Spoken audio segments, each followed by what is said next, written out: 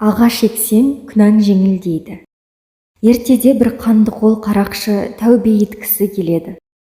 Ол шайқы, бұрқы әулиеге келіп, мен 40 жыл бойы қан төктім, зұлымдықтан басқа іс жасамадым. Енді тәубеме келдім. Не амал жасасам, Құдай күнәмді кешіреді, деп сұрайды. Шайқы бұрқы, жол шетіне жеміс ағашын ек. Өткен-кеткен жолаушылар саясына демалсын. Жемісін жесін, шөлін қандырсын, дейді. Қарақшы жолдың жиегіне көп ағаш егіп баптайды. Арада бірнеше жыл өткенде ағашы жайқалып, бақшаға айналыпты. Жолаушы демалып, керуен ат шалдыратын шұрайлы жерге айналады. Бір күні шайқы бұрқы жолаушылап келе жатып, қарақшының бақшасына кезігеді. Бұл кімнің бағы, деп сұрайды. Бақтың иесі жоқ, жергілікті жұрт қарақшының бағы деп атайды.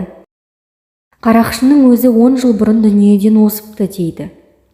Шайқы әулие бақтың жемісін жеп, сол жерде түнейді. Түсінде баяғы қарақшыны көреді. Ол жұмақтың бақшасында отыр екен. Төбесінен нұр тамшылап тұрады. Шайқы: ей Алла, бұл не хикаят? Қарақшының төбесінен нұр не үшін тамшылап тұр, деп сұрайды. Мұның еккен ағашының саясына сан адам келіп демалады. Жемісін жейді. Соның сауабы өзіне ақыретте өшпес азыққа айналды, дейді. Шайқы бұрқы ұйқыдан көңілді ояныпты. Содан бастап ел арасында ағаш ексең күнәң жеңілдейді деп насихат айтыпты. Ағаш ексе адамның күнәсі жеңілдейтіні жөнінде тағы бір аңыз бар. Ертеде бір жігіт түс көреді. Түсінде әкесі шөл далада көлеңке іздеп жүріпті. Күннің ыстығынан табаны күйіп, жан ұшыра айғайлайды. Жігіт шошып оянады. Ауыл ішінде 100 жасаған қарияға барып түсін жортады. Ол: балам, әкеңнің қабіріне ағаш ек.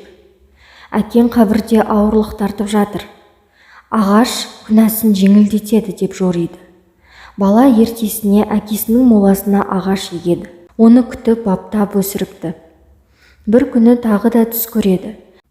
Түсінде әкесі үлкен бір ағаштың көлеңкесінде жатыр екен.